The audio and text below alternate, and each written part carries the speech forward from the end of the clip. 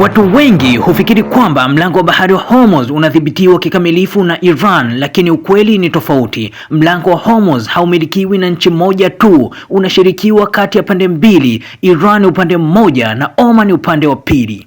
Sasa hapa kuna swali la kuvutia. Ikiwa Iran itajaribu kufunga njia hii, kwa nini meli zisipite upande wa Oman? Inaonekana rahisi, au sio? Lakini hali halisi ni ngumu zaidi. Mlango huu una upana wa takriban kilomita 39, lakini kwa vitendo kuna njia mbili maalumu tu za usafirishaji zilizo salama. Kila njia ina upana wa karibu kilomita 3, na hapo ndipo meli kubwa za mafuta na meli za mizigo zinaweza kupita kwa usalama.